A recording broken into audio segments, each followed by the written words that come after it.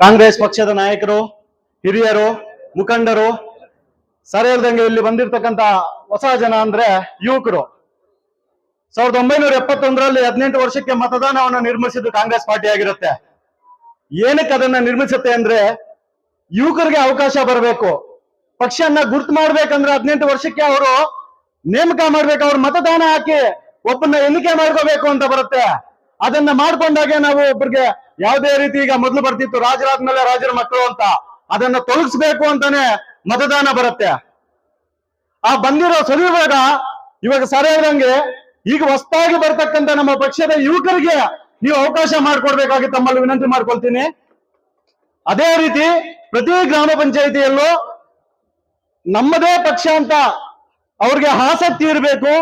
ಮತ್ತು ಅವರು ಬಂದು ಯಾವುದೇ ಕಾರ್ಯಕ್ರಮಕ್ಕೆ ನಾನು ಮಿಸ್ ಆಗದೆ ಬಂದು ನಾನು ನಾಯಕತ್ವ ವಹಿಸಿ ಮಾತಾಡಿ ನನ್ನ ಪಕ್ಷದ ಹಿಂದೆ ಇರೋರಿಗೆ ನಾನು ನ್ಯಾಯ ಕೊಡಿಸ್ತೀನಿ ಅನ್ನೋರ್ಗೆ ಕೊಡ್ಬೇಕಾಗಿ ತಮ್ಮಲ್ಲಿ ವಿನಂತಿ ಮಾಡ್ಕೊಳ್ತಾ ಇದ್ದೀನಿ.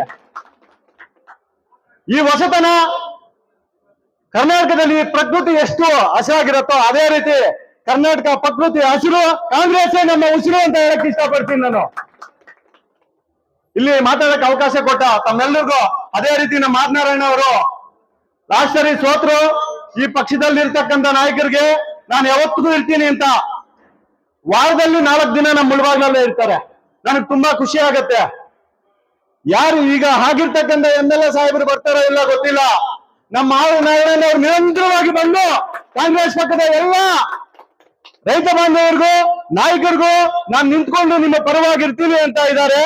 ಅದು ನಮ್ಮೆಲ್ರಿಗೂ ಖುಷಿ ಆಗ್ಬೇಕು. ಅಂತವ್ರನ್ನ ನಾವು ಬರ್ತಕ್ಕಂತ ಮುಂದೆ ನಾವು ಗೆಲ್ಸ್ಕೊ ಬಂದು ನಮ್ಮ ಮುಳಬಾಗಿಲು ತಾಲೂಕಲ್ಲಿ ಒಳ್ಳೆ ಸ್ಥಾನಮಾನ ಬಂದು ಈಗ ಏನ್ ನಡೀತಿದೆ ಮತ್ತಷ್ಟು ಒಳ್ಳೆ ಕೆಲಸಗಳು ನಡಿಬೇಕಂತ ತಮ್ಮಲ್ಲಿ ಪ್ರಾರ್ಥನೆ ಮಾಡ್ತಾ ನನ್ನ ಭಾಷಣವನ್ನು ಮುಗಿಸ್ತಿದ್ದೀನಿ.